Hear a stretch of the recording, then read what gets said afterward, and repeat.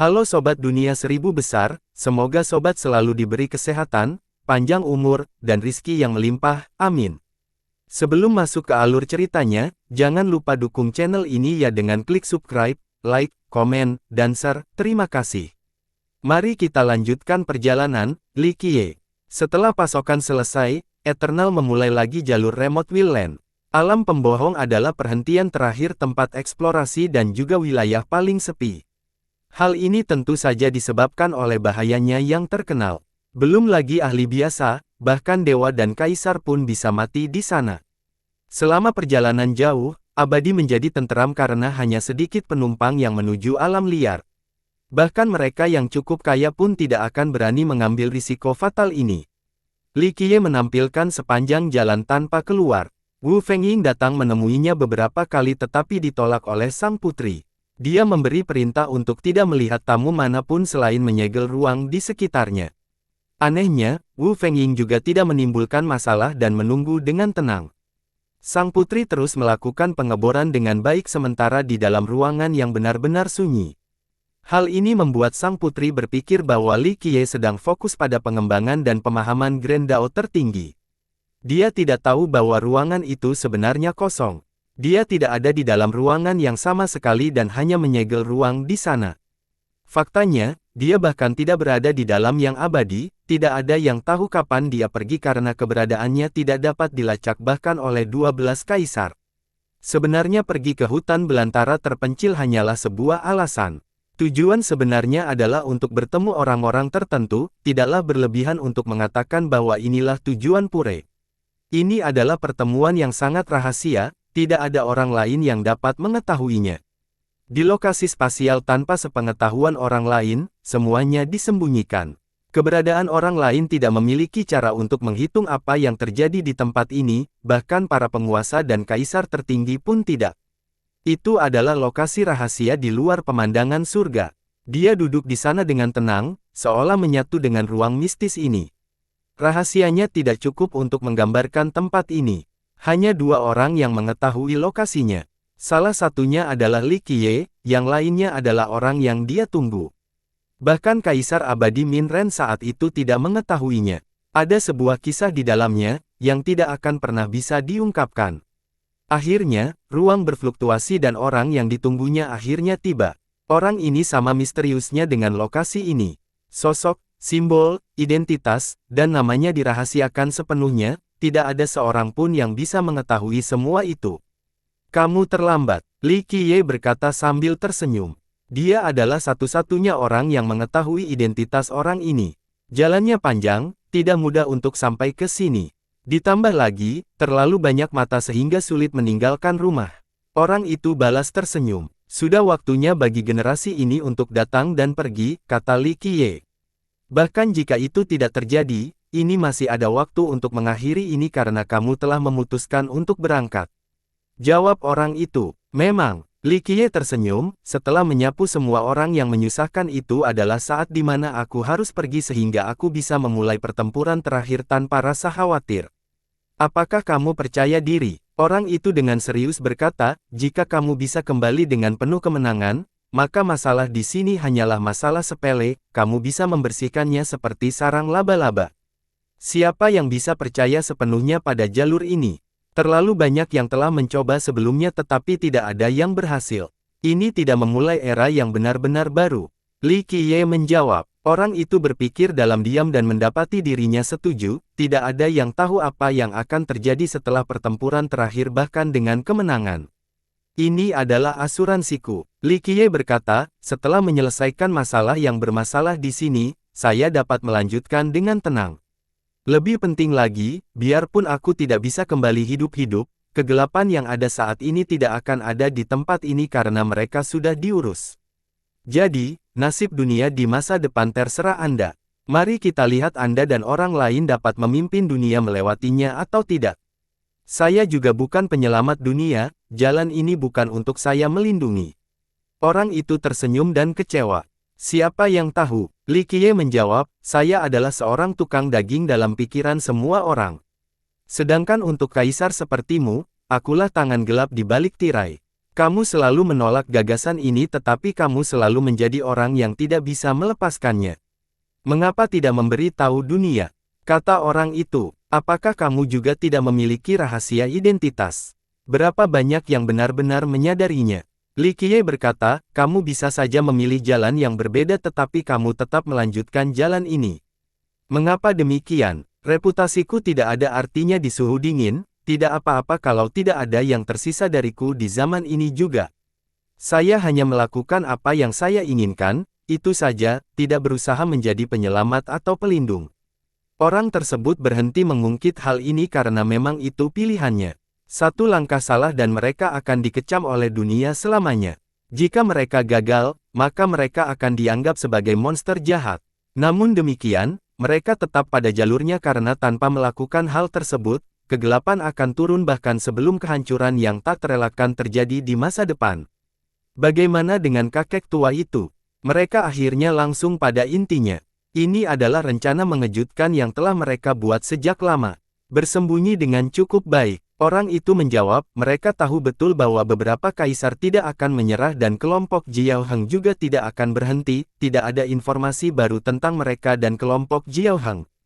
Jangan khawatir, Jiao Heng tidak akan mati begitu saja. Li Qiye tidak bisa menahan senyumannya, mengingat kepribadiannya, selama itu masih dalam genggamannya, dia akan terus berjuang sampai akhir. Para kaisar ini telah membayar mahal dalam perjalanan mereka. Kontribusi mereka tidak akan kalah dengan Kaisar Abadi Min Ren dan mereka yang telah memulai ekspedisi pamungkas. Kaisar abadi lainnya yang tidak stabil seperti Jiao Heng memilih jalan yang berbeda dari ekspedisi terakhir. Hal ini terkait dengan perang abadi namun penuh rahasia. Mungkin Anda harus menemukan Purewut, dia akan mendapatkan lebih banyak informasi. Kata orang itu, tidak mudah untuk bertemu Purewut. Dia akan muncul ketika waktunya tepat karena dia punya rencana dan perhitungannya sendiri. Pria itu mengetahui barang-barangnya setelah hidup begitu lama. Li Qiye berkata, Kaisar Ilahi Kayu Murni adalah Kaisar Agung pertama di 13 benua dan juga yang paling misterius, tidak ada yang tahu apapun tentang dia atau bahkan apakah dia masih hidup atau tidak. Pada akhirnya, meskipun mereka tidak mau keluar, kami akan memancing ular-ular itu agar tinggal di sarangnya dengan menggoda mereka dengan sesuatu. Kata Li Qiye, kita harus menyingkirkan beberapa kaisar terlebih dahulu. Orang tersebut menambahkan, baik Anda atau saya, ketika perang dimulai, saya tidak yakin bahwa semua orang akan berada di pihak kita. Ditambah lagi, beberapa kaisar telah menyatakan pendiriannya dengan jelas. Pada saat itu, kita mungkin akan terkepung di kedua sisi. Tentu saja, Li Qiye tersenyum, kami akan memotong sayap mereka sehingga mereka tidak bisa terbang. Cabut juga taringnya karena jika terus tumbuh, kita tidak akan bisa mengeluarkan mereka dari persembunyiannya. Kalau begitu, kita akan kehilangan kesempatan. Kita mulai dengan siapa? Orang itu bertanya. Kita tidak boleh terlalu kentara dalam hal ini, kan? Li Qiye berkata, tidak apa-apa bagi kita untuk memiliki daftar mental. Bunuh siapa yang pantas mati, apakah mereka Kaisar Agung atau Raja Abadi.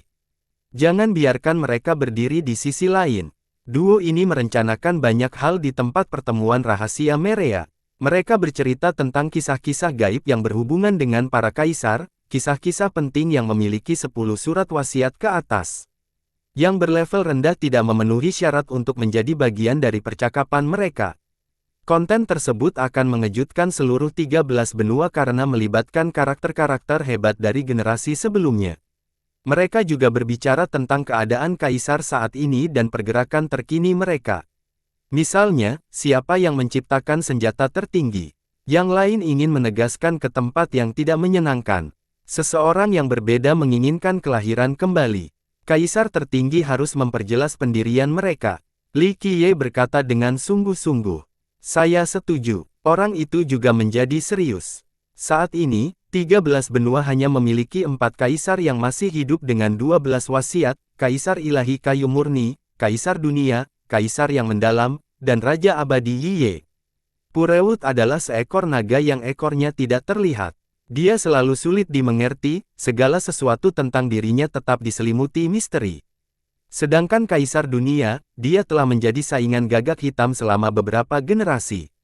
Banyak kaisar yang menyadari persaingan seumur hidup ini. Ini mungkin tidak mengulanginya. Orang itu berkata perlahan, setelah Kaisar Merah menyingkirkan satu wasiat, hampir mustahil untuk menginstal sekarang, tidak akan mudah untuk mengetahui pendiriannya.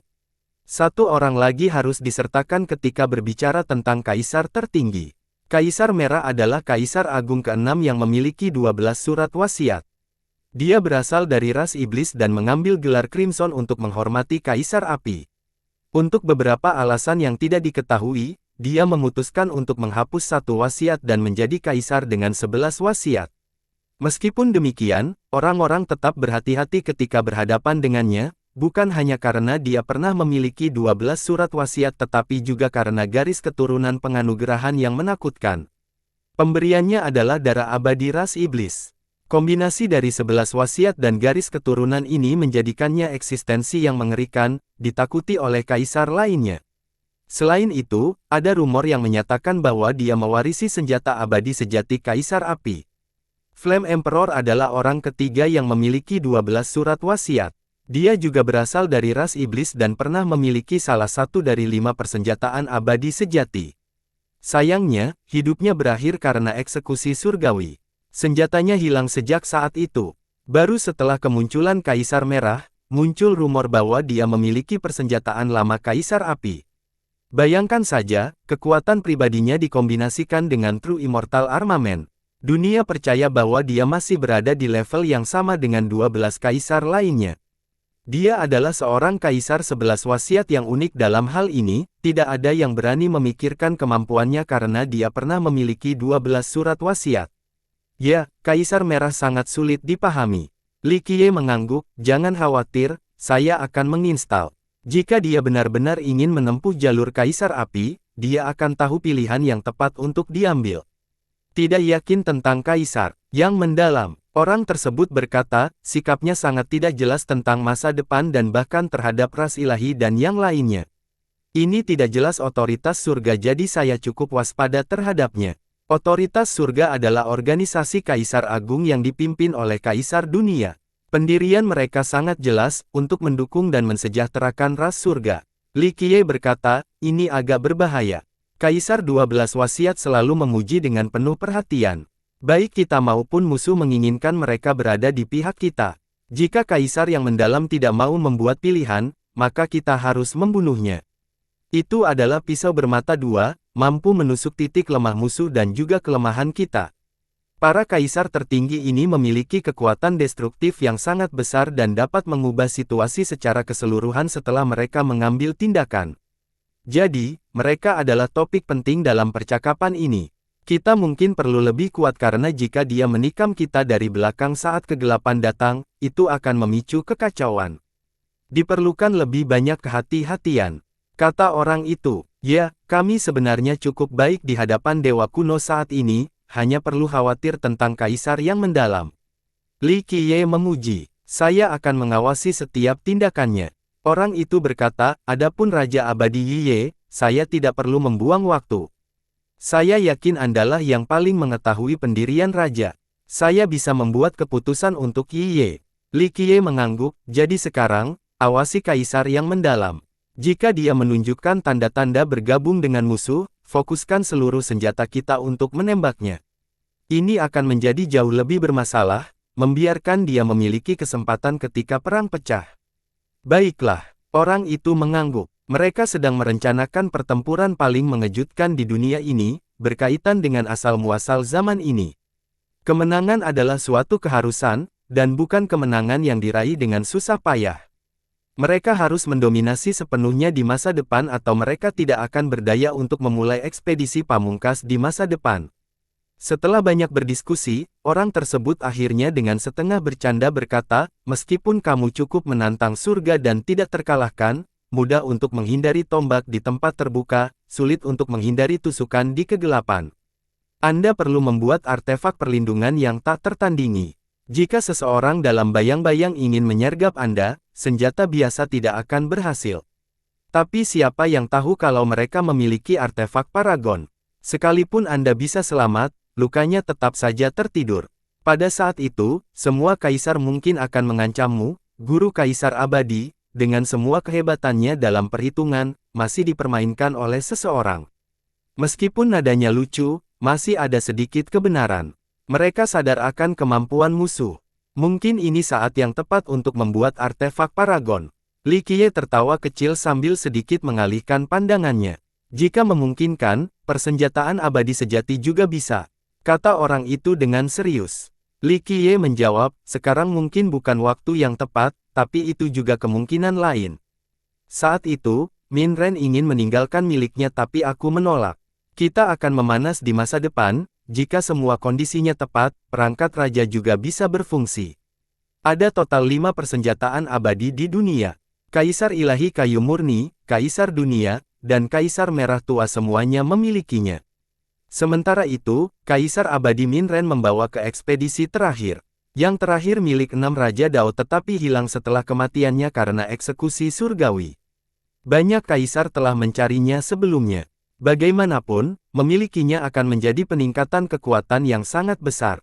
Sayangnya, meskipun mereka telah berusaha keras, lokasi syuting tetap menjadi misteri. Orang itu mengangguk, tetapkan 6 Dao Monarch, kita bisa mencobanya. Jika nanti semua opsi sudah habis, kami akan mengambil keputusan pada saat itu. Bukankah perjalanan ke Remote Wildland ini juga merupakan eksperimen? Li Qiye berkata sambil tersenyum, itu tidak harus berupa senjata abadi sejati, alam pembohong memiliki beberapa barang bagus yang tidak kalah. Kita lihat saja apakah keberuntungan berpihak pada saya kali ini. Keduanya melanjutkan sebentar sebelum mencapai topik berikutnya. Akan sangat bagus jika kita dapat menemukan kelompok Jiao Heng untuk perang ini. Orang itu berkata, karena kita harus tegas dan mengakhiri perang secepat mungkin, dengan bantuan kelompok Jiao Heng dan pasukan kita sendiri saat ini, kita akan mempunyai peluang menang sekitar 90%. Li Qiye menjawab, sudah lama sekali, jadi sulit untuk mengatakannya, tetapi saya lebih bersemangat tentang Gezer Purewut. Orang tua itu lebih cerdik dari iblis. Dia akan menjadi orang yang melakukan apa yang tidak bisa dilakukan orang lain. Bagaimanapun, saya masih memiliki harapan bahwa Kaisar 12 wasiat baru akan muncul di generasi ini. Seseorang yang kamu bawa ke sini. Mata orang itu menjadi serius. Siapa yang tahu, mungkin seseorang dari 13 benua juga, kata Li Qiye. Orang tersebut tidak setuju, tidak mungkin. Ren Sheng dan Jin Ge adalah kandidat yang baik tetapi mereka telah melepaskan satu kesempatan. Tetapi bahkan jika Kaisar dengan 12 wasiat keluar, mereka terlalu tidak berpengalaman dan tidak dapat diprediksi, tidak mampu menahan semua godaan. Anda tahu, karena saatnya telah tiba, pihak lain cenderung mengambil tindakan juga, tidak baik jika Kaisar baru ini bergabung dengan pihak lain. Itulah mengapa kita harus bisa mengontrol siapa yang akan menjadi Kaisar 12 wasiat berikutnya. Jika kami tidak bisa, maka kami tidak akan mengizinkannya muncul. Li Qiye menyimpulkan. Keduanya terus berdebat dan mengambil keputusan untuk berbagai hal. Mereka pergi setelah semuanya selesai dan menggunakan metode paling rahasia untuk kembali ke lokasi mereka. Tidak ada jejak yang tersisa dari perjalanan mereka karena mereka telah menghapus semua petunjuk dari ruang temporal spasial. Tidak ada seorang pun yang sempat melihat atau menghitungnya. Di luar keduanya, tidak ada orang lain yang menyadari bahwa pertemuan ini telah menentukan nasib banyak orang selain menentukan arah masa depan. Bahkan Kaisar pun termasuk dalam rencana rahasia ini. Kembali ke abadi, Putri Jilin tidak mengizinkan siapapun mendekati kamar Li Qiye. Ada orang lain yang menunggu di halaman juga, satu pria dan satu wanita. Keduanya masih sangat muda, wanita itu adalah Wu Fengying yang telah menunggu selama beberapa hari. Berderak. Pintu terbuka dan Li Qiye melangkah keluar. Bangsawan muda, sang putri menghela nafas lega. Tentu saja, dia tidak berpikir apapun akan terjadi padanya tetapi kecemasan masih ada setelah beberapa hari berikutnya. Apakah kita sudah sampai di alam pembohong? Li Qiye tersenyum dan menggeliat seolah-olah dia baru saja bangun atau sesi selesai menghancurkan. Dia tampak sedikit lelah. Namun, kelelahannya bukanlah sebuah akting. Dia telah melintasi ruang dan waktu tanpa meninggalkan jejak apapun, hal ini tentu saja berpengaruh pada dirinya. Belum, masih beberapa hari lagi. Sang putri buru-buru menjawab. Li Qiye dengan lembut mengangguk sebagai jawaban, bagus, beritahu saya jika Anda membutuhkan saya. Dengan itu, dia dengan santai kembali untuk kembali ke dalam ruangan. Dia telah mencapai tujuannya untuk bertemu orang itu kali ini, Willen terpencil hanya demi kenyamanan. Itu sebabnya dia berada dalam situasi yang sangat santai. Li, tidak, Li bangsawan muda. Tiba-tiba, Wu Fengying mampir kembali. Li Qiye berbalik dan menatap Fengying, lalu pria di sebelahnya. Dia tampak berbeda hari ini. Biasanya, dia mengenakan baju besi dan tampak seperti pejuang yang gigih, tidak membiarkan lawan jenis menguasai dirinya. Namun kini, dia mengenakan gaun berwarna pink yang berkibar di udara dan terlihat cukup cantik. Bagaimanapun, dia awalnya cantik. Sayangnya, kekerasan dan dominasi juga selalu menyertainya sehingga orang-orang lupa betapa cantiknya dia. Jadi sekarang, ketika dia mengenakan pakaian biasa, menggunakan penggulingan kerajaan bukanlah hal yang berlebihan untuk menggambarkan dirinya. Orang-orang pasti akan jatuh cinta padanya pada pandangan pertama. Kepribadiannya sepertinya telah berubah total hari ini. Setiap langkahnya anggun seperti sikap lembutnya saat ini. Li bangsawan muda, saya naif dan tidak memahami besarnya langit dan bumi. Saya telah berlangganan. Dia membungkuk dan meminta maaf. Li Qiye memandangnya untuk kedua kalinya. Ini memang sulit dipercaya kecuali seseorang melihatnya secara langsung. Wanita ini sama sekali tidak mirip dengan Wu Fengying yang lama. Sang putri ingin tertawa tetapi harus menahannya sehingga dia berbisik kepada Li Qiye, Citadel Lord Wu telah menunggumu selama beberapa hari sekarang. Dia dengan tulus meminta maaf. Sang putri hanya bisa mengucapkan kata-kata yang baik untuk Fengying. Apakah hubungan mereka akan membaik atau tidak, itu di luar kendalinya. Li Qiye menatap wanita feminin itu dan menggoda, apakah aku melihat sesuatu? Apakah matahari terbit dari barat sekarang? Kamu seperti orang yang sama sekali berbeda. Diam, jangan keterlaluan. Fengying tidak bisa menahan diri dan mengungkapkan sifat galaknya yang sebenarnya. Citra, ingat, ikhtisar gambar Anda. Anda harus lembut dan lembut seperti air. Pria yang segera ikut menenangkannya. Dia masih cukup muda dan tampan. Namun, gerak tubuh dan sikapnya agak ceroboh dan tidak pantas. Ini jelas bukan seorang pria sejati. Lembutlah pantatku. Fengying dengan marah berteriak, Ki kecil, ini kesalahan ide bodohmu. Aku akan membuatkanmu daging cincang. Kak, semuanya sulit pada awalnya. Pemuda itu dengan riang membujuknya dengan cara yang menyenangkan, seperti kata pepatah, jika kamu bekerja cukup keras, kamu dapat menggiling sebatang besi menjadi jarum yang halus. Jika kamu ingin mencapai tujuanmu, Kak, kamu perlu mengubah dirimu sendiri atau tidak akan ada peluang. Lihatlah sang putri, dia feminin dan cantik, pasti dipuja oleh pria, apakah aku salah di sini? Siapa yang tahu apakah bocah nakal ini benar-benar berusaha membantu Wu Fengying atau hanya di sini untuk menonton pertunjukan yang menyenangkan dan menimbulkan lebih banyak masalah. Singkatnya, penampilan yang ceroboh memberikan perasaan yang tidak bisa diandalkan. Sang putri menutup mulutnya setelah mendengar duo kakak beradik itu, tidak berani tertawa. Setelah mendengar pria itu, kemarahan Fengying menjadi berkurang namun masih merasa kesal. Li Qiye, itu adalah kesalahanku yang terakhir kali. Perseteruan kita sudah berakhir, air di sumur tidak akan menyentuh air di sungai mulai sekarang. Kak salah lagi, ada apa dengan air di sumur dan sungai? Bukankah itu berarti kalian berdua tidak akan pernah bertemu lagi? Pemuda itu segera mengisyaratkannya, kamu seharusnya berkata, Tuan Muda Li, pria sepertimu harusnya lebih dimaafkan terhadap wanita sepertiku. Apa yang kalian berdua lakukan? Li Qiye agak tidak berdaya melihat keduanya. Dia tersenyum dan bertanya, apakah ini sandiwara? Mainkan pantatku. Wajah Fengying memerah karena marah dan malu. Oke, Kak. Tenanglah, kamu seorang wanita, kamu tahu. Adik laki-lakinya dengan cepat menarik lengan dan menghibur. Itu hanya rencana bodohmu. Saya tidak ingin menjadi seorang wanita. Dia dengan marah mengenakan pakaian merah jambunya. Li Qiye menahannya dan menyela, jika kamu ingin menanggalkan pakaian, menurutku yang terbaik adalah pulang lalu lakukanlah. Ini bukan tempat untuk melepas pakaian. Dia tiba-tiba membeku. Ketika dia sadar kembali, rasa malu yang luar biasa melanda dirinya. Dia hanya ingin menggali lubang dan melompat ke bawah. Li, aku akan telanjang jika aku mau, itu bukan urusanmu. Pada akhirnya, rasa malunya berubah menjadi kemarahan, kamu pikir kamu keren karena kamu kuat. Baiklah, kita akan bertarung lagi. Aku akan menyerahkan hidupku padamu jika aku kalah lagi. Dia akhirnya kembali ke dirinya yang kejam tetapi tidak menyerangnya. Kesombongannya kali ini jauh lebih lemah karena dia hanya pendingin. Itu bukan karena Li Qiye lebih kuat atau karena dia pernah kalah sebelumnya.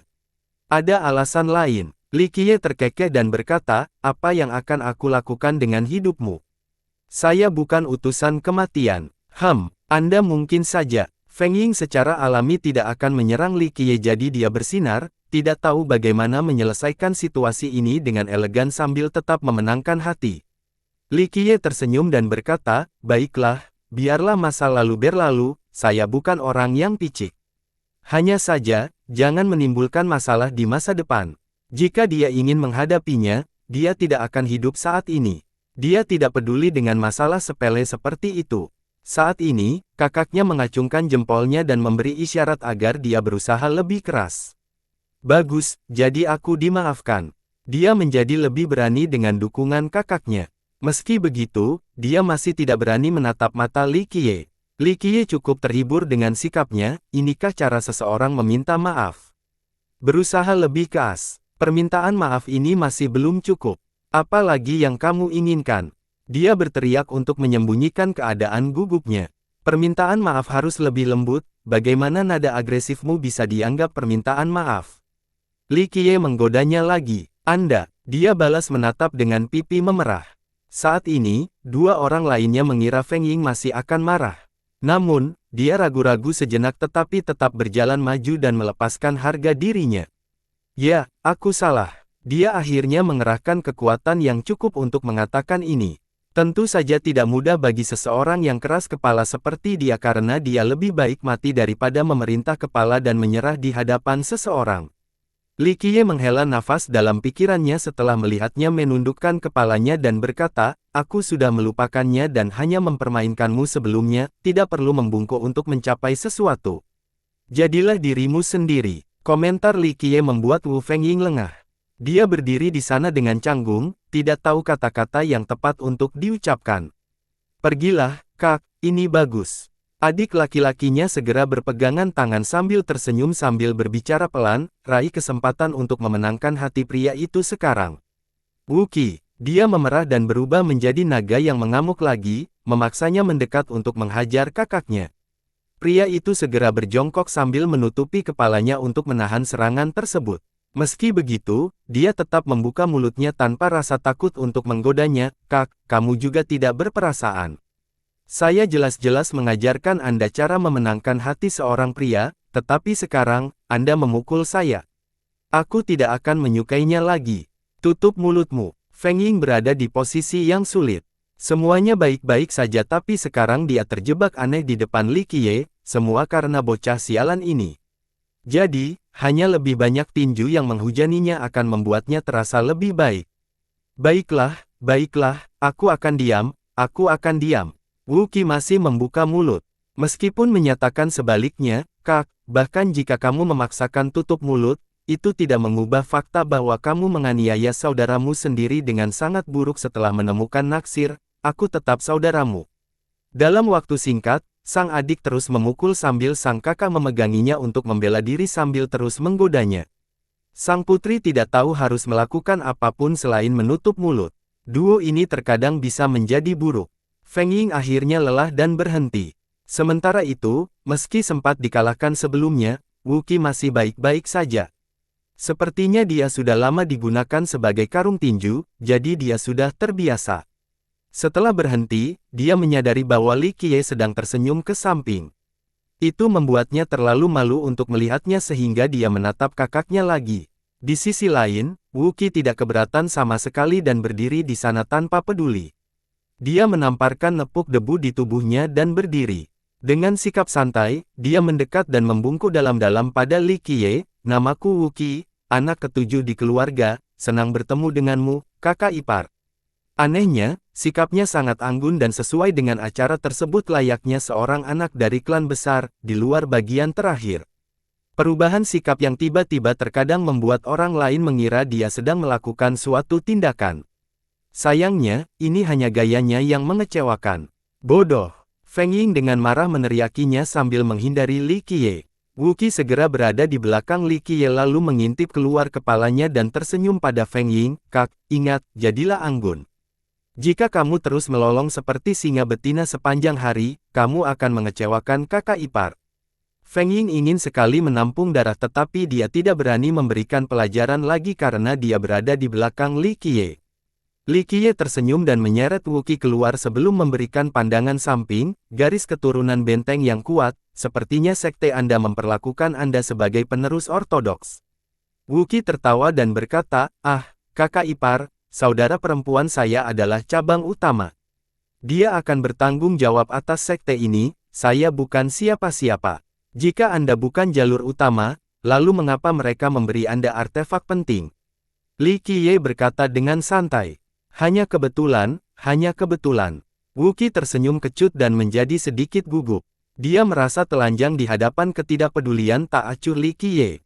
Bahkan rahasia terbesarnya telah diungkapkan oleh Li Qiye. Ini sungguh menakutkan. Maksudmu posisi pemimpin bentengku tidak bisa dibenarkan dan tidak layak. Feng Ying tidak suka cara dia memuji kakaknya. Dia memandangnya dan terkekeh, kamu mengembangkan manifestasi iblis sehingga kamu memenuhi syarat untuk menjadi penguasa benteng. Namun, dia jelas merupakan penerus utama. Benteng ini selalu seperti ini. Dia menunjukkan dan tidak membalas. Tentu saja, dia juga menghindari kontak mata langsung sepanjang waktu. Kakak ipar, apa maksudnya menjadi penerus ortodoks? Kamu mengutarakan terlalu elegan.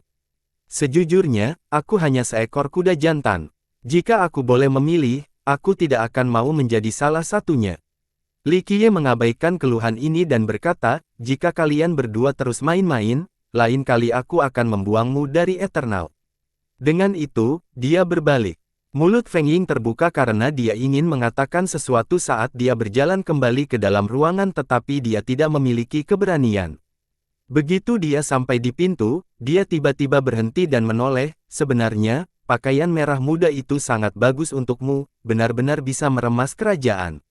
Dengan itu, dia menghilang ke dalam kamar. Pujiannya yang tiba-tiba membuatnya bingung. Ketika dia sadar kembali, dia secara alami menutupi wajahnya, entah itu karena malu atau bahagia. Dia merasa kehilangan. Muka hari ini, tidak berharap mendapat pujian di saat-saat terakhir dari Li Qiye. Ini adalah kebahagiaan yang datang terlalu tiba-tiba. Hehehe, Kak. Kelihatannya bagus. Wuqi di dalamnya dan berkata, seperti kata pepatah, ketika seorang pria merayu seorang wanita, dia harus mengatasi gunung. Ketika seorang wanita merayu seorang pria, hanya ada secari kertas di antaranya. Aku yakin adikku terlalu menawan. Teruslah mencoba, Anda tiba tepat di tempat yang Anda inginkan. Aku tidak mendengarkanmu lagi, Wuqi. Feng Ying berkilau tajam tetapi suasana hatinya sedang baik, tidak ada hukuman berikutnya. Kak Meng Ying, apakah kamu membutuhkanku untuk sesuatu di sini? Bagaimana kalau aku menjadi asistenmu? Feng Ying mendekat dan memegang lengan sang putri dengan sikap yang sangat patuh dan akrab. Sang putri tersenyum kecut. Dia tidak mengatakan apa-apa tetapi dia tahu betul bahwa tidak ada hasil apapun karena identitas Li Qiye tampaknya tidak terlihat. Wuqi melihat tindakan saudara perempuannya dan dengan cepat menambahkan, saya saudara laki-laki tetapi saya belum pernah melihat dia bertindak begitu baik kepada saya, tapi sekarang, dia berusaha keras untuk orang asing, seseorang yang bahkan pernah memukulinya sebelumnya. Para wanita, tidak ada yang bisa menyelamatkan mereka dari cinta. Ia tampak cukup senang dengan perkembangan ini. Sementara itu, Eternal terus bergerak dan akhirnya mencapai Remote Will Land. Kami telah sampai di alam pembohong. Semuanya, bersiaplah. Kami akan berlabuh di tebing terdekat selama 1 bulan sebelum memulai perjalanan pulang. Harap perhatikan waktu. Suara kapten menggema di seluruh kapal. Di sini, beberapa orang menjadi bersemangat dan gugup pada saat yang sama, terutama para pemula. Orang-orang menggali keluar dari kamar mereka dan membuka daratan dari dek. Bahkan Putri Jilin langsung berdiri dan melihat sekeliling. Hehe, inilah saatnya aku mengambil senjata tertinggi dan menyapu seluruh dunia. Wuqi mulai melakukan peregangan seolah-olah dia akan berusaha sekuat tenaga. Tidak perlu bermimpi tentang senjata terhebat. Hanya melihat alam pembohong dan memperluas wawasan Anda lalu kembali hidup sudah cukup beruntung. Hanya kaisar atau dewa tingkat atas yang dapat memperoleh harta karun di sini. Hanya orang yang paling beruntung di antara orang biasa yang benar-benar dapat menemukan suatu. Si Hunlin yang duduk di tengah kesedihan dan kekhawatirannya. Dewa tertinggi ini cukup berpengetahuan, jauh lebih banyak daripada para juniornya. Hehehe, dengan senior dewa tertinggi sepertimu yang ikut, kita bisa melakukan apapun yang kita mau di sini. Wu Qi dengan cepat menyanjungnya. Hunlin berkata, tidak perlu sanjungan, dewa kecil seperti saya tidak ada artinya di alam pembohong. Jika kita tetap berada di perbatasan, saya dapat menjamin keselamatan Anda sampai batas tertentu, tetapi jika Anda ingin saya masuk lebih dalam, hal itu tidak boleh dilakukan. Bahkan seorang kaisar dengan 11 surat wasiat telah meninggal di sana. Diriku yang tidak mampu tidak cukup untuk apapun. Meskipun dia adalah dewa tertinggi, Hunlin cukup ramah untuk berkomunikasi dengan junior lainnya. Ini adalah hal yang langka. Anak-anak muda bergidik setelah mendengar dewa tertinggi. Ini bukan hanya dia yang membuat mereka takut. Tidak apa-apa, aku percaya pada kemampuan senior. Wu Qi masih tersenyum. Jika kamu ingin berkeliling di sini, ikutilah bangsawan muda Li. Dia jauh lebih bisa diandalkan daripada tulang lamaku. Faktanya, saya juga hanya mengikuti di belakangnya dan mengikuti jejaknya, kata si Hunlin. Abadi perlahan menuju dermaga. Itu adalah tebing raksasa. Ingat betapa besarnya yang abadi. Tebing ini bahkan lebih besar lagi, seperti tembok dewa yang membentang miliaran mil. Di hamparan ini, tidak memungkinkan siapapun untuk melewatinya. Ini adalah pintu masuk ke Remote Will Land dan juga lokasi teraman karena tebing ini. Itu bisa menghentikan kekuatan penyerang sehingga semua kapal memutuskan untuk berlayar di sini. Para penumpang menatap alam liar dari deobservasi hanya untuk melihat badai debu dan kabut di kegelapan jauh, tampak seekor binatang raksasa sedang berjongkok di langit tanpa batas. Meski tidak memiliki panorama, hanya menatap satu sudut saja sudah cukup membuat heboh penonton. Ada puncak yang menjulang tinggi ke langit dengan bintang-bintang melayang di sekelilingnya. Puncaknya terletak di kedalaman galaksi. Itu adalah pemandangan yang megah dan mengharukan. Namun, banyak dari puncak tersebut telah hancur. Ada yang dipotong secara horizontal, ada pula yang dipotong secara vertikal. Satu lagi telah tercabut seluruhnya dari tanah dan mengambang di angkasa. Banyak batu besar dan puing-puing melayang tanpa tujuan. Di langit banyak bintang-bintang besar. Jika diamati lebih dekat, sebenarnya ada galaksi yang terseret ke tempat ini. Baik bintang maupun galaksi yang menampungnya juga musnah. Beberapa bintang ditembus sepenuhnya seolah-olah terjadi serangan jari yang hebat di sini. Yang lain terinjak-injak oleh sesuatu yang tampak seperti raksasa yang berjalan melintasi angkasa. Potongan-potongan kecil sisa bintang ada di mana-mana, mungkin sebuah serangan telah menghancurkan galaksi-galaksi ini. Semua orang terkesiap setelah melihat pemandangan menakjubkan di alam liar.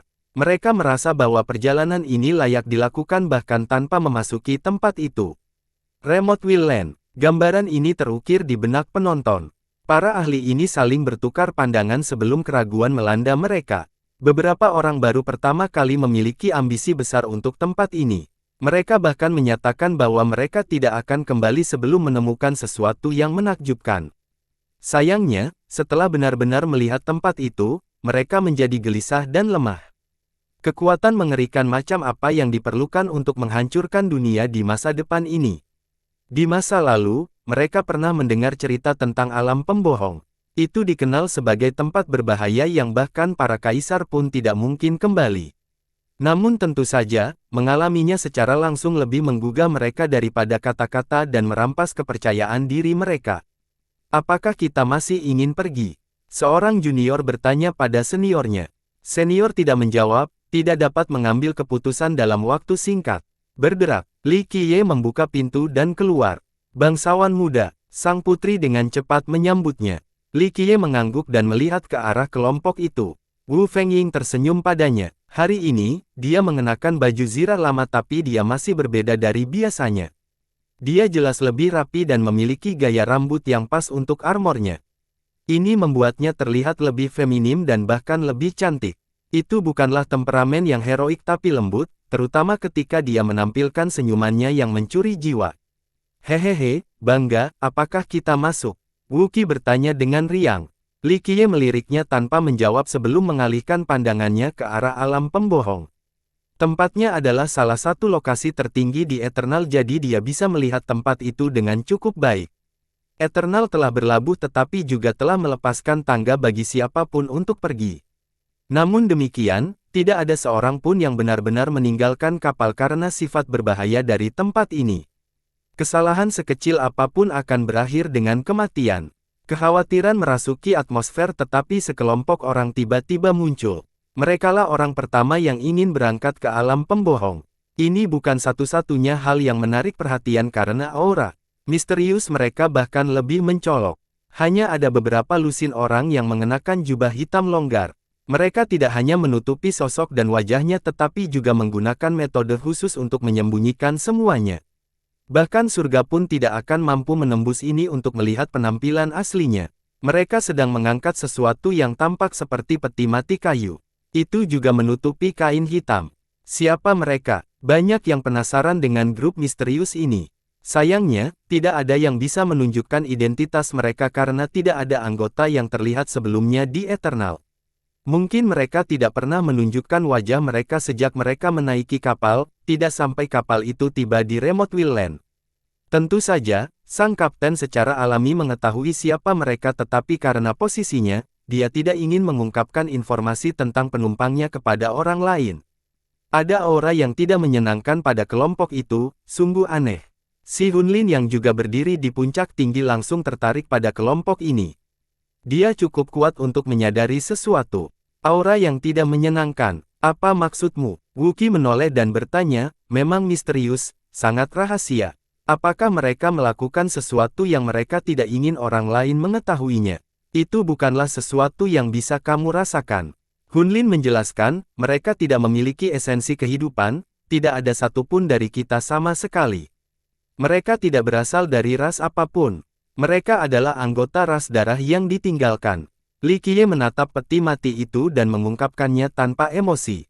Darah yang ditinggalkan. Hunlin terkejut, perlombaan di legenda. Mereka benar-benar ada. Itu adalah keberadaan kuno, tua di luar imajinasi Anda, kata Li Qiye. Perlombaan apa ini? Bahkan seseorang yang berpengetahuan luas seperti Feng Ying belum pernah mendengar tentang lomba ini sebelumnya.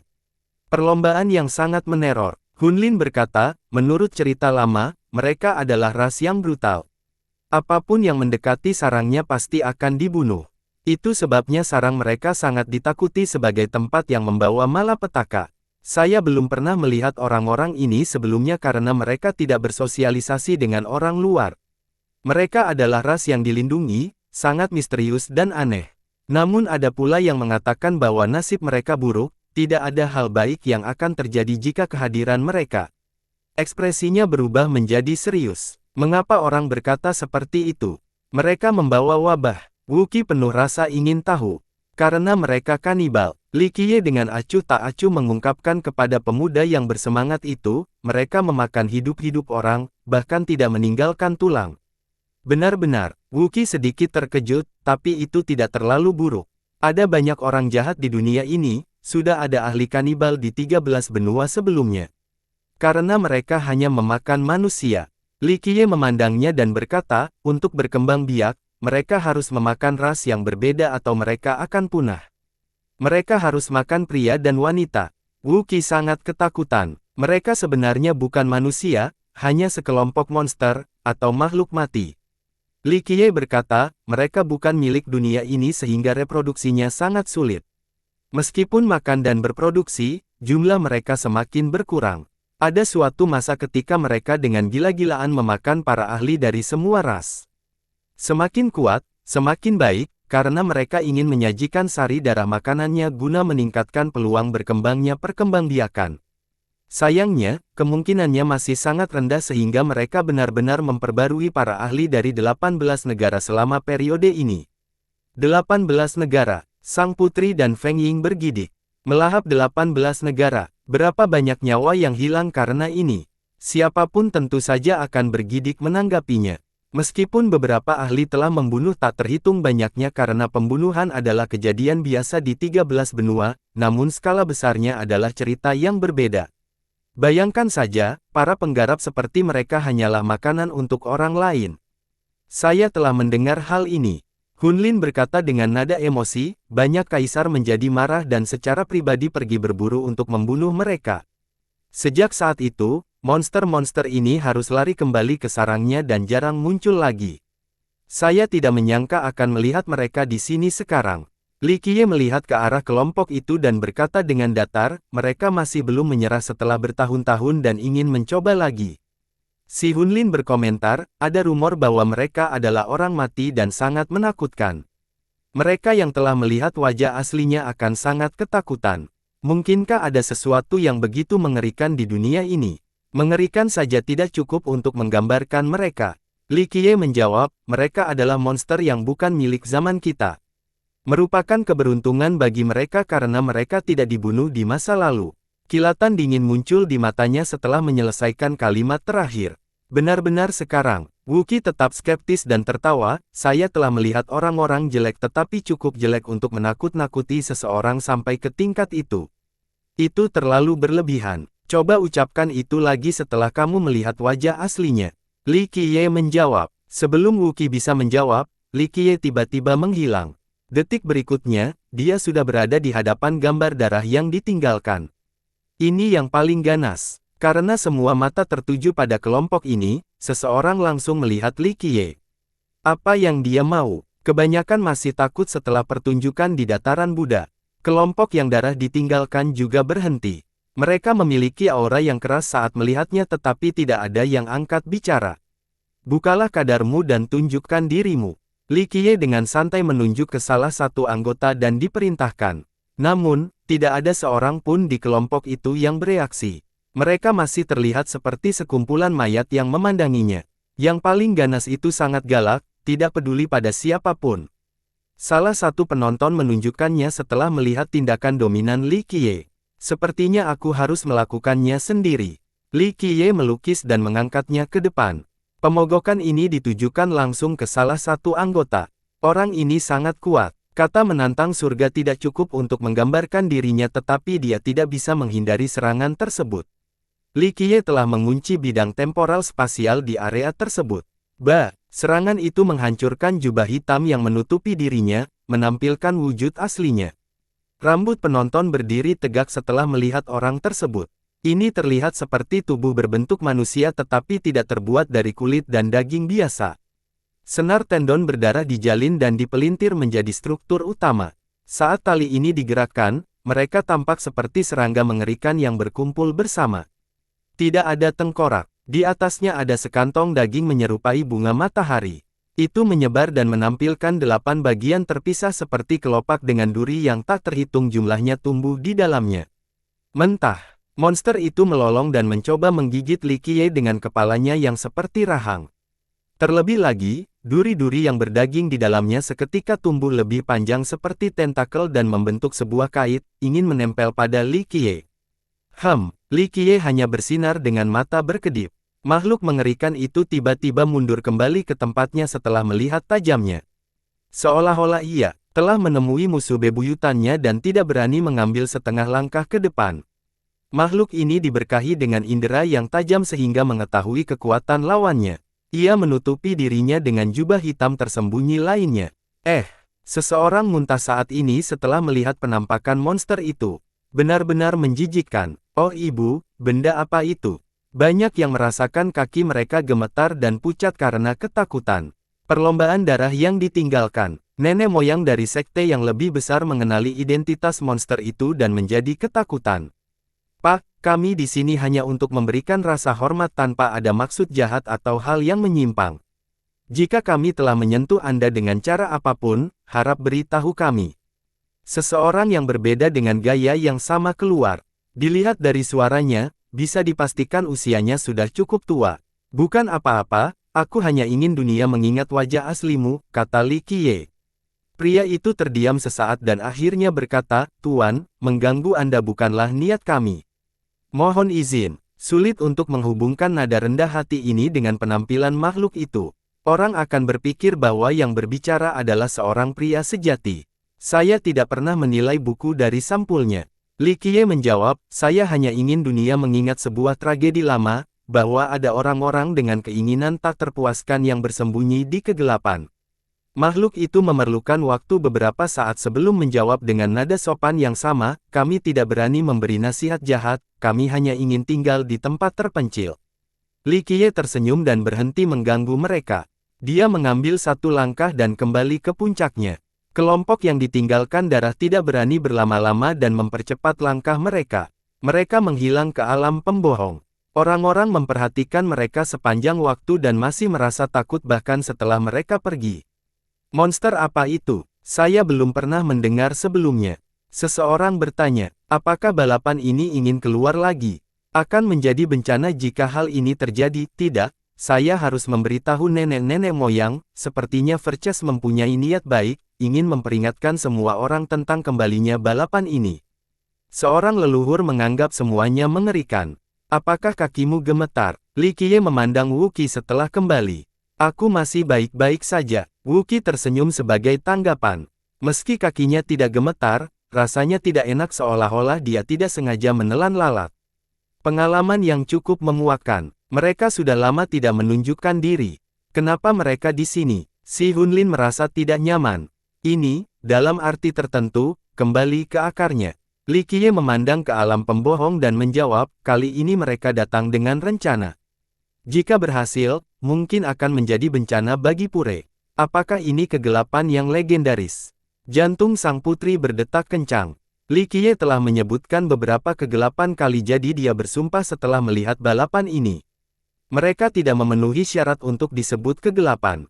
Li Qiye berkata, saat kegelapan datang, mereka hanyalah semut belaka. Sang putri tidak menjawab. Dia tidak tahu apa-apa tentang kegelapan tapi satu hal yang pasti, kegelapan ini bersifat apokaliptik. Sial, perlombaan seperti itu benar-benar ada. Dari mana asalnya? Butuh beberapa saat sebelum Wu Qi akhirnya bersantai. Mereka tidak dianggap ras, hanya monster yang hampir mati. Li Qiye mengungkapkan, asal-usul mereka ada di sana. Dia menunjuk ke alam pembohong. Apa? Bukankah itu tidak mungkin, dari alam pembohong? Darah liar memang ada tapi mereka tidak bisa meninggalkan tempat ini. Hunlin terkejut. Ini adalah zaman sisa, zaman mereka sudah lama berlalu, tidak ada kata-kata dari zaman ini yang dapat muncul dan berjalan di dunia ini lagi. Saat mereka keluar, miliaran tahun akan berlalu, langsung berubah menjadi abu. Li Qiye berhenti sejenak sebelum melanjutkan, namun, sebuah kelompok ambisius memiliki ide yang luar biasa. Mereka ingin membawa darah liar dari tempat ini ke dunia luar dengan menggunakan metode yang menantang surga untuk mengawinkan makhluk di sini dengan makhluk hidup. Ini melahirkan eksistensi baru namun masih bertentangan dengan Dao surgawi. Hasil akhirnya adalah kekejian yang hampir mematikan dengan kesulitan untuk diproduksi, darah yang ditinggalkan. Apa yang ingin mereka lakukan? Si Hunlin bergidik dan bertanya, apakah ini upaya untuk menciptakan ras dan kehidupan yang benar-benar baru? Setelah mengutarakan pikirannya, dia dengan cepat menambahkan, surga tidak akan pernah mengizinkan hal seperti itu. Pencipta kehidupan pasti akan memicu bencana, kecelakaan yang tidak kalah dengan eksekusi surgawi. Dia sedang memikirkan banyak hal saat ini. Bagaimanapun, sebagai dewa tertinggi, dia melakukan kontak dengan banyak hal untuk memperluas pengetahuannya, tidak seperti makhluk yang lebih lemah. Akhirnya, sebuah legenda mengerikan muncul di ingatan dengan keaslian yang diselidiki. Namun, dia tidak berani berpikir atau bertanya lebih jauh karena hal itu berkaitan dengan banyak hal, seperti asal-usul, orang bijak, dan semua ras, tidak ada ras yang luput dari keterlibatan dalam legenda ini. Karena itu, ia lebih memilih berpura-pura tidak tahu daripada mengejar keabsahannya. Dia bukan satu-satunya dalam sejarah yang memilih untuk melakukan hal tersebut. Dewa tertinggi lainnya dan bahkan kaisar tidak mau menghadapinya. Sedangkan para junior yang hadir, mereka tidak menemukan sesuatu pada level ini karena hal itu berada di luar kemampuan mereka saat ini. The Forsaken Bloods ingin kembali ke akarnya. Apa tujuan mereka? Dia datang lagi. Abaikan saja. Li Qiye terkekeh, ada beberapa hal yang berada di luar jangkauan pemahaman siapapun, terutama hal-hal mengerikan yang bersembunyi di kegelapan. Gemuruh. Tiba-tiba armada besar telah tiba dan juga berlabuh di tebing. Armada Raja Perang, bahkan memiliki cabang penuh, apa yang mereka inginkan? Seseorang bertanya dengan heran. Armada besar ini memang berasal dari klan Raja Perang, terbukti dari lambang di kapalnya. Putri Phoenix Surgawi dan Jin Ge berdiri di salah satu dari mereka. Armada tersebut juga memiliki legiun lapis baja di dalamnya. Setiap anggota memiliki aura yang berlawanan, mengakibatkan banjir baja yang dapat melanda dunia. Itu cukup hebat. Ini adalah pasukan besar klan Raja Perang di bawah kendali Sang Putri. Banyak yang terkejut melihat hal ini. Mata Jin Ge bersinar bagaikan lampu dewa. Dia menatap lurus ke arah Li Qiye. Rekan Daois Li, saya ingin melawan Anda sebelum menjadi seorang kaisar. Ini adalah waktunya untuk menyelesaikan perseteruan kita. Jin Ge menyatakan. Setiap orang dapat dengan jelas mendengar tantangannya. Semua mata tertarik pada keduanya karena perseteruan mereka sudah sangat terkenal. Para penonton sudah sangat ingin melihat pertarungan tersebut. Kita bisa melakukannya kapan saja, jangan terburu-buru. Li Qiye berkata dengan santai. Saya khawatir ketika saya menjadi Kaisar Agung, kemenangan saya akan sia-sia. Jin Ge berkata, kamu mungkin memiliki teknik yang sempurna tetapi setelah aku menjadi Kaisar Agung, aku yakin aku akan mampu mendominasi kamu di luar dataran Buddha. Kalau begitu, kamu tidak akan bisa menerimaku. Jangan terlalu yakin. Li Qiye tersenyum dan berkata, karena kamu begitu percaya diri, maka pikulah kehendak surga lalu datang dan tantang aku. Saat ini, Anda tidak akan dapat menyaksikan ketidakberdayaan saya yang sebenarnya. Saya memberi Anda kesempatan untuk melakukannya. Jadilah kaisar terlebih dahulu. Penonton tersentak setelah mendengar ini. Banyak yang percaya bahwa kenaikan Jin Ge tidak bisa dihindari. Tapi sekarang, Li Qiye mengatakan bahwa hanya dengan menjadi seorang kaisar barulah Jin Ge bisa menantangnya. Itu adalah rasa percaya diri. Jin Ge membayangkan seolah-olah sedang memikirkan pernyataan Li Qiye. Sang putri yang berdiri di sana meraih tangannya erat-erat dan menganggukkan kepalanya. Keduanya tidak membutuhkan kata-kata, hanya gerak tubuh mereka saja yang mengungkapkan banyak hal. Baiklah, jika rekan Daois mempercayainya, maka saya tidak akan berani melebih-lebihkan diri saya sendiri. Tunggu sampai saya menjadi seorang kaisar, saya akan melihat sendiri tak terkalahkannya Anda. Aku akan menunggu. Li Qiye tersenyum. Jika itu orang lain, mereka tidak akan bisa menahan diri saat ini. Mereka mempunyai kekuatan yang besar dan dukungan yang luar biasa, tidak perlu takut pada siapapun, termasuk seorang kaisar. Di bawah keunggulan absolut ini dan melihat ayah dan saudara laki-laki mereka yang membunuh, siapapun akan diperintahkan tentara untuk menyerang demi membalas dendam. Namun, sang putri tidak melakukannya. Meskipun memiliki otoritas militer, dia membenci pribadinya dan lebih menghargai kenaikan jabatan suaminya. Bahkan jika suaminya ingin membalas dendam, dia tidak akan memintanya karena itu berisiko terhadap jalur kekuasaannya. Perseteruan pribadinya tidak ada gunanya, dalam pikiran. Rekan Daois, kita akan bertemu lagi di puncak. Jin Ge menangkupkan berkumpul ke arah Li Qiye dan berkata dengan sungguh-sungguh. Li Qiye hanya mengangguk dan tidak berkata apa-apa lagi.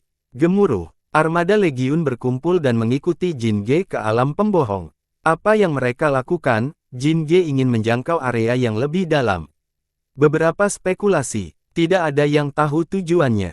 Beberapa orang mengira dia datang untuk mencari harta karun sementara yang lain mengira dia ingin bertarung. Dia ingin menjadi seorang kaisar. Li Qiye berkata sambil melihat ke arah tentara. Apa? Aku belum melihat tanda-tanda berkumpulnya kehendak surga, kata Wu Fengying. Dia tidak menyadari bahwa nada suaranya menjadi lebih lembut. Di sini, surga bisa langsung terbuka, tidak perlu berkumpul, kata Li Qiye. Tetapi di sini sangat berbahaya, mereka mungkin kehilangan seluruh pasukannya. Sang putri bingung. Pasukan ini mungkin tampak mengerikan tetapi tidak cukup untuk melakukan apapun di alam pembohong yang ganas. Dua alasan. Li Qiye menjelaskan sambil tersenyum, karena dia telah melepaskan satu kesempatan maka kesempatan kedua tidak akan mudah. Dia cukup berambisi untuk mau memikul 4 surat wasiat sekaligus. Oleh karena itu, dia membutuhkan bantuan dari tempat ini. Kedua, kaisar tidak terwujud. Dia menatap ke langit dan berkata, mereka semua takut akan eksekusi surgawi tetapi tidak demikian halnya di tempat ini. Inilah sebabnya mengapa begitu banyak kaisar berkumpul di sini. Jadi Jin Ge benar-benar berhasil mengundang kaisar klannya untuk menjadi pelindung daunnya. Itu sungguh luar biasa. Dia pasti bisa melakukannya dengan bantuan mereka. Wu Qi mengerti dan berkata dengan iri. Kaisar-kaisar ini berusaha menipu tenaga untuk membantu Jin Ge menjadi seorang kaisar. Li Qiye mendengus. Mengingat kekuasaan dan perlindungan kaisarnya, akan sulit baginya untuk tidak menjadi kaisar. Si Hunlin mengangguk, sepertinya satu-satunya variabel adalah berapa banyak surat wasiat yang akan dia dapatkan. Di 13 benua, para kaisar mempunyai 3 peluang untuk memikul kehendak surga. 4 adalah maksimal, ini tergantung pada kekuatan mereka sendiri. Karena penyergapan terakhir kali merampas kenaikan Jin Ge, baik dia maupun klan kali ini jauh lebih berhati-hati. Kegagalan bukanlah suatu pilihan bagi mereka karena setelah gagal 2 kali, pada dasarnya tidak ada peluang untuk gagal lagi. Oleh karena itu, klan tersebut mengerahkan seluruh upayanya untuk mengundang kaisar mereka yang masih hidup untuk membantu Jin Ge. Meskipun dia adalah seorang keturunan, tidak mudah untuk meminta seorang kaisar keluar. Faktanya, ini adalah penyampaian yang jarang terjadi. Orang hanya bisa membayangkan upaya yang telah mereka lakukan untuk melakukannya. Li Qiye tersenyum dan berkata setelah tentara memasuki alam pembohong, ayo pergi, saatnya memperluas wawasanmu. Dia keluar dari abadi sesudahnya. Akhirnya, saya datang untuk mencari harta dan kekayaan, semuanya milikku. Wu Qi tertawa terbahak-bahak dan keluar berlari seperti angin. Sisanya juga mengikuti Li Qiye dan jauh lebih tenang dibandingkan Wu Qi. Pertama, pasukan Jin Ge. Saat ini, itu adalah kelompok Li Qiye. Hal ini semakin menguatkan kepadatan sehingga banyak orang mulai masuk juga. Para junior di kelompok Li Qiye menarik napas dalam-dalam. Udara di sini memberi mereka perasaan berbeda dan tak terbayangkan. Setelah dihirup, sepertinya ada sesuatu yang terbakar, bukan di paru-paru tapi di jiwa. Sesuatu yang kejam memanaskan jiwa mereka, menyebabkan rasa sakit yang mendalam muncul. Semua pengunjung merasakan hal yang sama, kepedihan jiwa yang tidak menyenangkan ini. Apa yang sedang terjadi? Wu Qi sangat ketakutan, aku merasa seperti ada yang merobek dadaku. Li Qiye berjalan di atas tanah berlumpur dan menjawab, itu adalah ratapan-ratapan, kesedihan yang meratapi nasib yang lebih buruk dari kematian triliunan makhluk mati, tidak pernah memasuki siklus mewujudkan atau melihat terang hari. Bahkan waktu pun tidak bisa menghilangkannya. Ratapan-ratapan, Wu Qi bergidik setelah mendengar ini karena memang itulah perasaan yang ada di pikiran. Alam pembohong itu luas dan megah.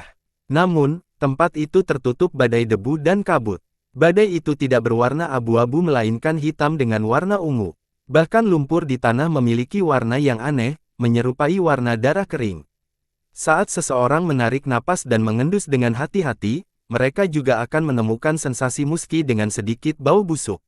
Ada bau darah. Sang putri dengan cepat menyadarinya lalu melihat ke langit dan tanah.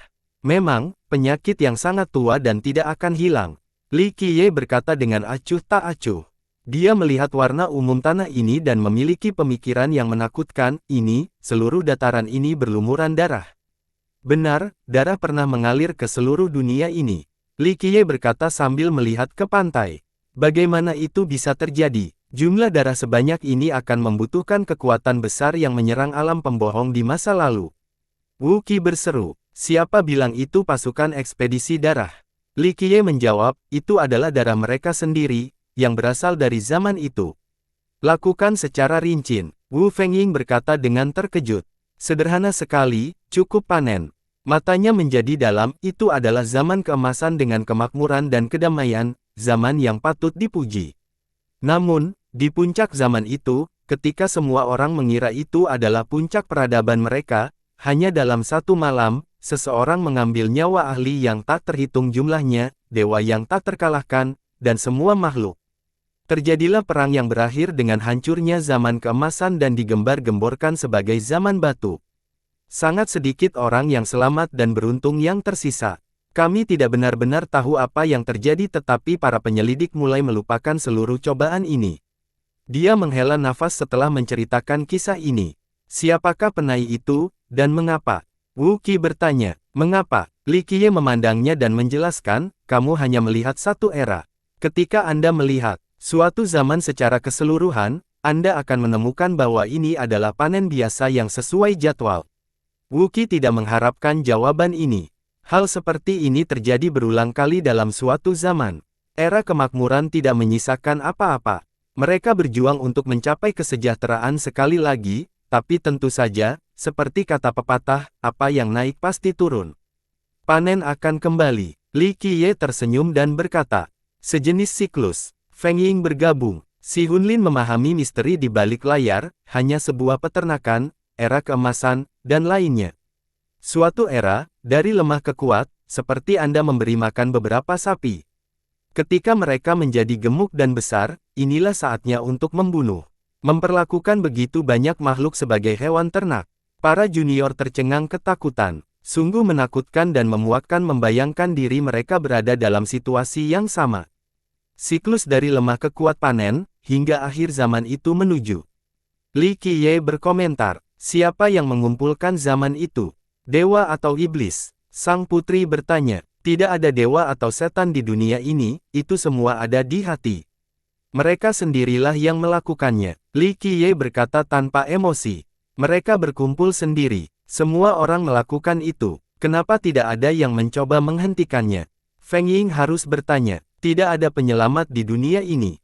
Li Qiye tersenyum. Dia telah mengucapkan kalimat ini terlalu sering sehingga menjadi suatu kebiasaan. Meski demikian, pernyataan acuh tak acuh ini memang membawa fakta mendasar.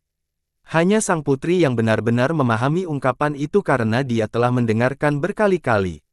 Feng Ying memberikan reaksi berbeda. Dia bergidik dan merasakan kulit kepalanya kesemutan. Tidak ada permulaan. Tidakkah ada penyelamat? Wu Qi tidak merasa nyaman. Bagaimanapun, dia berasal dari keturunan-keturunan dinasti dan percaya bahwa kaisar leluhurnya akan datang untuk menyelamatkan mereka di saat-saat sulit. Prajurit, Li Qiye sedang dalam suasana hati. Pernahkah Anda mendengar cerita tentang seorang pejuang yang berubah menjadi naga? Cerita apa? Wu Qi tidak mengerti. Ada seekor naga jahat, meminta sebuah desa untuk menawarkan perannya setiap tahun. Pejuang pemanggilan mencoba membunuh setiap tahun tetapi semuanya terbunuh. Dalam 1 tahun, seorang pejuang berjalan di jalan untuk membunuh naga itu lagi. Namun, kali ini sebuah desa diam-diam mengikutinya. Di dalam sarang, desa melihat harta karun yang tak terhitung jumlahnya dan prajurit itu telah membunuh naga itu dengan pedangnya. Dia kemudian duduk di atas mayat naga dan memperlihatkan semua harta karun yang mempesona. Sisik perlahan tumbuh di tubuhnya, lalu ekor, dan akhirnya dia berubah menjadi naga jahat. Dia melanjutkan dengan menyimpulkan, namun, saya ingin menambahkan bahwa para pejuang belum tentu membunuh naga itu sebelum menjadi naga itu sendiri.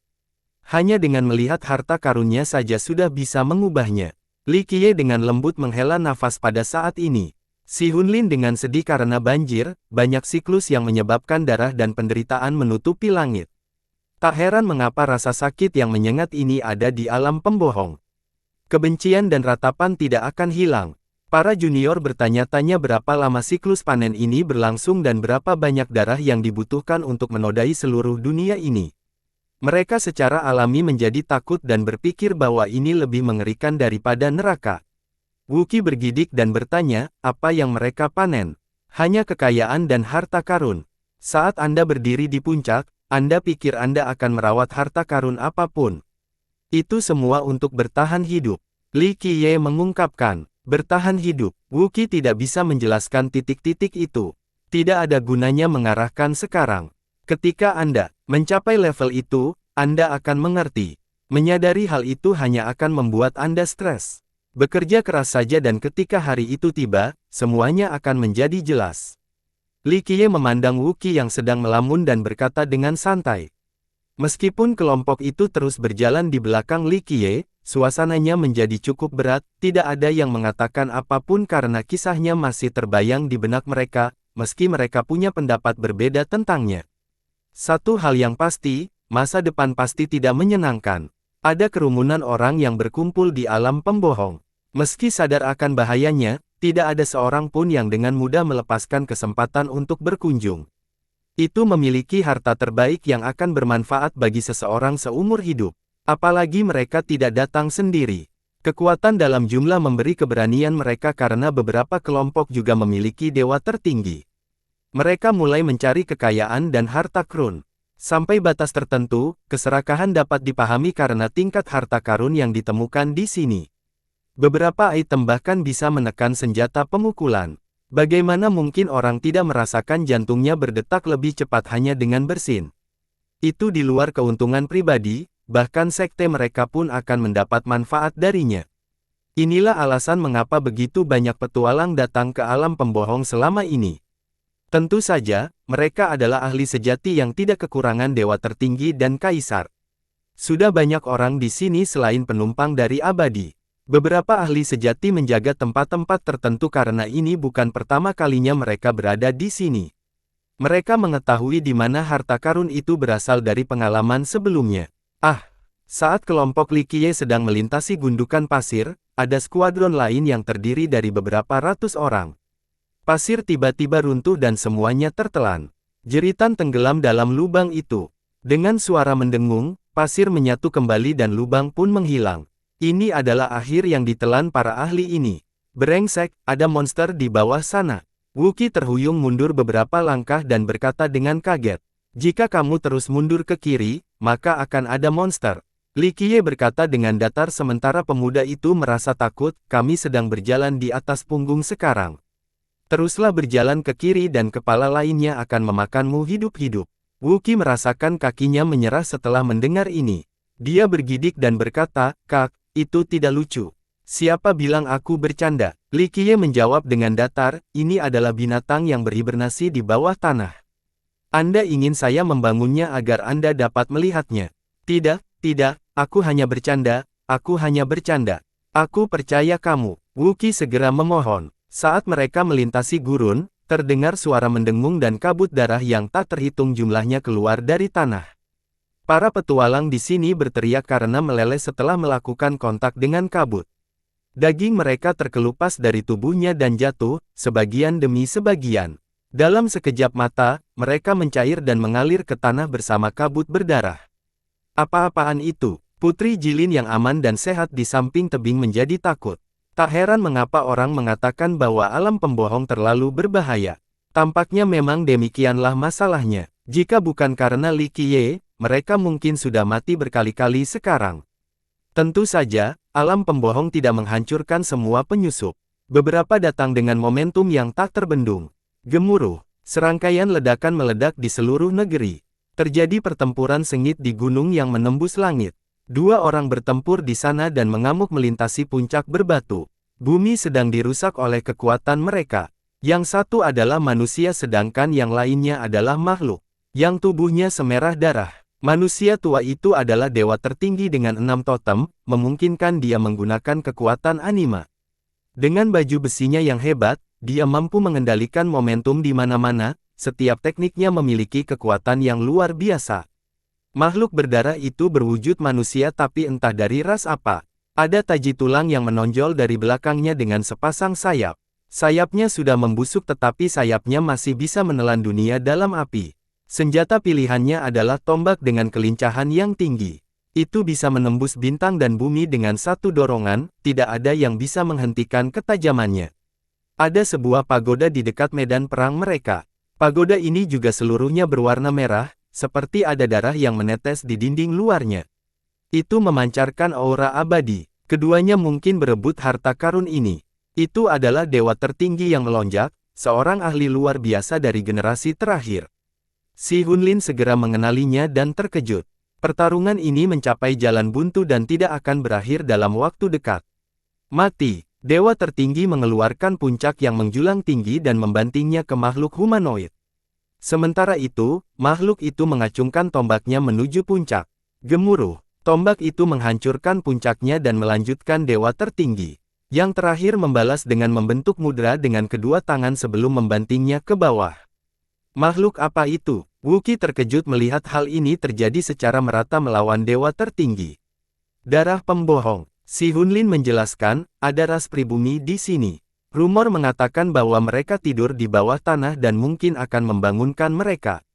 Setelah terbangun, mereka akan melawan para petualang sampai mati. Apakah jumlahnya banyak? Hal ini memicu pertanyaan berikutnya dari Wookie.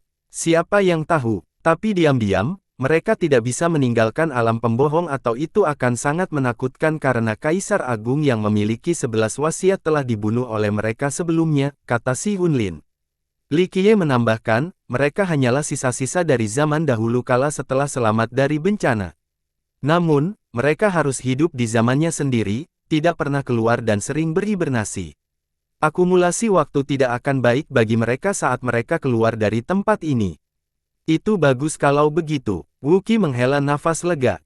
Omong-omong tentang Kaisar Agung yang memiliki 11 wasiat, saya akan mengajak kalian semua membahasnya. Li Qiye tersenyum dan berhenti menonton pertarungan antara darah liar dan dewa tertinggi. Kelompok tersebut langsung menjadi heboh karena mereka telah mendengar legenda mengejutkan ini sejak lama. Akhirnya rombongan mendaki gunung yang sangat tinggi. Celah langit dan galaksi bisa dilihat di puncak ini. Kaisar Agung terjadi di sana. Li Qiye menunjuk ke arah sana. Kelompok itu mengikuti mikroskop dan melihat daratan luas di depan dengan lanskap yang hancur. Itu telah diratakan seluruhnya, bahkan benda langit yang mengorbit pun tidak luput. Pertempuran ini telah mengubah lokasi ini menjadi habitatnya. Terlebih lagi, ada aura pembunuh yang mengerikan menyebar di tempat itu. Bahkan setelah jutaan tahun berlalu, ia masih bertahan dan membunuh semua penyusup. Bahkan dewa tertinggi seperti Si Hunlin tidak akan mampu bertahan dan memasuki medan perang. Ada tombak tebal yang tertancap di tanah, sepertinya seseorang melemparkannya dari atas untuk memakukan makhluk tertentu ke bawah tanah. Setelah dicermati lebih dekat, itu bukanlah tombak melainkan hukum kekuasaan yang besar. Di tengah medan perang ada lautan darah yang luar biasa. Siapa yang tahu apakah darah itu milik kaisar atau makhluk itu? Di dalam lautan berdiri kerangka yang menjulang tinggi. Kepalanya menyentuh langit sementara kakinya memporak-porandakan bumi. Hanya tulang yang tersisa karena waktu tidurnya, namun masih memancarkan aura Kaisar Agung yang tak terjangkau. Kaisar ini memiliki tombak seputih batu giok. Ia dengan kejam menembus bagian terdalam dari tanah, ingin mencapai inti itu sendiri. Itu memancarkan aura destruktif seorang kaisar dengan rasa haus darah yang menghancurkan. Para dewa di bawah langit akan langsung dipaku sampai mati oleh tombak giok ini, tidak diragukan lagi sifat mematikannya. Bahkan seorang ahli seperti Putri Jilin atau dewa tertinggi seperti Si Hunlin merasakan kaki mereka melemah saat menatap tombak ini. Setelah melihat tombak tersebut, orang-orang akhirnya menyadari dari mana aura pembunuh di medan perang ini berasal. Kelompok itu menarik napas dalam-dalam. Meskipun kaisar ini telah meninggal entah sudah berapa lama, orang-orang tetap harus menghormatinya. Rasa hormat secara mendalam akan langsung muncul dan beberapa orang akan memiliki keinginan untuk bersujud. Kaisar Iblis tanpa sepeda. Hunlin membungkuk dalam-dalam dengan penuh hormat, seorang kaisar yang tak terkalahkan, hanya untuk mati jauh dari rumah. Junior lainnya mengikuti dan membungkuk secara emosional juga. Sungguh mengejutkan bagi seorang kaisar yang tak terkalahkan untuk mati di sini, tetapi yang lebih mengejutkan lagi adalah dia masih mempertahankan posisi pertarungannya. Pose ini sepertinya memberi tahu dunia bahwa dia bertarung hingga detik terakhir. Tidak banyak kaisar dengan 11 wasiat di 13 benua. Hanya kaisar tinggi yang bisa menurunkan seseorang setingkat ini. Namun, kematiannya terbukti meskipun betapa sulitnya mempercayai hal itu. Sang putri menjadi sentimental karena yang terkuat di klannya, Nightfall Immortal Monarch juga memiliki 11 surat wasiat. Dia adalah kebanggaan klan mereka. Dia belum pernah melihat Nightfall sebelumnya, tetapi hari ini, mayat Kaisar 11 wasiat lainnya memindahkannya. Apa yang membunuh Kaisar Iblis tanpa siklus? Wu Qi berkata dengan gentar. Dia merasa sulit untuk percaya bahwa ada orang yang bisa menjatuhkannya. Seorang penguasa tertinggi dari zaman dulu. Li Qiye berkata, ia juga bisa dianggap sebagai penguasa darah liar. Pertempuran ini sungguh luar biasa dan menggemparkan langit dan bumi. Pada akhirnya, Tuan dan Kaisar saling menjatuhkan di detik terakhir. Langkah terakhir Kaisar adalah menyempurnakan 11 keinginannya menjadi tombak ini dan menjulurkan Tuan ini sepenuhnya, tidak membiarkan siklus mengulanginya lagi. Kelompok itu tercengang mendengarnya seolah-olah mereka bisa membayangkan pertempuran menakjubkan itu lagi, terutama jurus terakhir Kaisar Iblis. Mereka terletak pada tombak batu giok. Pada awalnya, mereka mengira itu adalah senjata dao kekuasaan. Siapa sangka kalau itu terbuat dari 11 surat wasiat. Namun pada pasangannya, hal ini juga menunjukkan betapa putusnya situasi dan kekuatan musuhnya, sehingga memerlukan pilihan akhir ini. Darah liar ini yang berani. Wu Fengying yang kompetitif juga terkejut. Begitu banyak orang yang ingin menjadi seorang kaisar yang berkuasa, namun berapa banyak yang benar-benar berhasil dan memperoleh 11 surat wasiat. Tuan ini bahkan bukan yang terkuat. Li Qiye berkata datar. Apa? Wuqi melompat ketakutan, benda apa yang lebih kuat dari yang ini? Seberapa kuatnya? Itu tergantung pada Brute Overlord yang mana. Jika itu yang terkuat di antara mereka semua, bahkan kaisar dengan 12 keinginan pun ingin menjauh. Li Qiye mengungkapkan. Kelompok itu tentu saja terkejut dengan kalimat ini. Bahkan Hunlin memperkirakan mencengangkan. Dalam pikiran mereka, para kaisar tertinggi tentu saja tidak ada duanya, tetapi adakah makhluk yang tidak ingin mereka ganggu? Mungkinkah mengerikankah tuan-tuan? Ini, nah, tuan apa ini? Wuqi berbicara dengan rasa takut, ada karakter yang bahkan lebih kuat dari 12 kaisar. Li Qiye tidak menjawab, terjadinya mengembara ke cakrawala seolah-olah dia menembus waktu itu sendiri. Setelah sekian lama, dia berkata perlahan setelah menilai area sekitarnya, kalian semua bisa melihat-lihat di sini. Semua darah liar hilang setelah pertempuran jadi tidak ada bahaya di sini. Gali atau apapun dan uji keberuntungan Anda, lihat apakah Anda dapat menemukan satu atau dua hal. Dan kamu, bangsawan muda. Sang putri terkejut. Aku akan pergi ke tempat lain. Yang dia jawab sebelum menghilang ke langit. Orang ini, tidak bisa dihubungi sama sekali. Meninggalkan kita di tempat ini sendirian di area pusat ini, bagaimana jika beberapa monster datang dan memakan kita? Wuqi menghela napas dan mencoba melucu. Meletus. Wu Fengying menamparkan bagian belakang kepalanya dan menyorotnya, bahkan jika kamu tidak membuka mulut, tidak ada yang akan mengira kamu sudah mati. Kak, kamu benar-benar melupakan kakakmu setelah menemukan gebetan. Kamu bukan siapa-siapa sekarang tapi kamu sudah memihaknya sepanjang waktu, apa yang terjadi setelah kalian berdua benar-benar menikah? Kamu bahkan tidak akan melihat adikmu pada saat itu. Wuqi diam-diam bertanya, jalankan terus mulutmu dan aku akan merobeknya. Dia berteriak dengan kulit kemerahan karena marah dan malu. Aku akan berhenti, aku akan berhenti. Leher Wuqi menegangkan karena ketakutan dan tersenyum canggung. Si Hunlin tersenyum dan kecewa setelah melihat kedua bersaudara itu, merupakan keberuntunganmu untuk bisa mengikuti bangsawan muda Li. Yang lain tidak seberuntung ini. Fakta bahwa dia bahkan menjaga kalian berdua mungkin disebabkan oleh akumulasi karma dan berkah dari leluhur kalian. Hehehe senior, aku penasaran. Mengapa kamu begitu menghormatinya? Anda tetaplah dewa tertinggi dengan 3 totem, karakter agung kemanapun Anda pergi. Apakah dia memiliki latar belakang yang besar? Wuqi bertanya. Dia masih muda dan riang sehingga dia tidak memahami situasi lebih dalam. Ada banyak ahli yang tak terhitung banyaknya di dunia ini, dewa kecil seperti saya bukanlah apa-apa, hanya seekor semut dari beberapa keberadaan. Hunlin tersenyum dan berkata, tetapi saya tidak dalam posisi untuk memuji yang Noble Li. Apa selanjutnya tergantung pada keberuntungan Anda sendiri. Si Hunlin tidak ingin membicarakan karakter setingkat ini. Meskipun dia tidak mengetahui identitas Li Qiye, Putri Jilin telah memperingatkannya sehingga dia tahu bahwa ini adalah penguasa tertinggi, seseorang yang hanya bisa dia hormati. Ayo pergi dan uji keberuntungan kita. Sang putri tersenyum dan berkata. Dia juga ingin mengubah topik pembicaraan. Lagi pula, orang tidak boleh membicarakan tuan ini. Ditambah lagi, dia ingin memanfaatkan waktu dan mencari harta karunnya sendiri. Saat ini, mereka berada jauh di alam pembohong. Ini dekat atau di tengah. Para ahli biasa tidak dapat mencapai tempat ini sama sekali. Jika bukan karena Li Qiye yang memimpin, perjalanan ini tidak akan damai sama sekali. Tempat ini cukup tenang karena pertempuran saat itu terlalu merusak. Semua darah liar yang tertidur telah hilang sekarang jadi sangat aman. Wuqi sangat bersemangat dan mencari kemana-mana. Dia melihat sekeliling seluruh gunung dan bahkan mendorong salah satunya. Benteng nagamu memiliki banyak harta, tidak perlu memaksakannya terlalu banyak. Si Hunlin tidak bisa menahan tawa atas upaya Wuqi. Wuqi dengan gembira tersenyum kembali, hehehe, senior, kamu tidak mengerti aku. Senjata peninggalan dari sekte kami pada akhirnya menjadi milik nenek moyang kami. Sekalipun saya akan mewarisinya suatu hari nanti, itu bukanlah pencapaian pribadi saya. Jika saya dapat menemukan sesuatu di sini yang dapat menekan senjata pemerintahan itu akan menjadi hal yang mulia, perasaan sukses yang sesungguhnya, dan cara untuk mendapatkan rasa hormat yang nyata. Menyenangkan menjadi muda, Hunlin menjawab dengan riang. Dibandingkan dengan Wuki yang berusaha terlalu keras, Hunlin menyerahkannya pada takdir.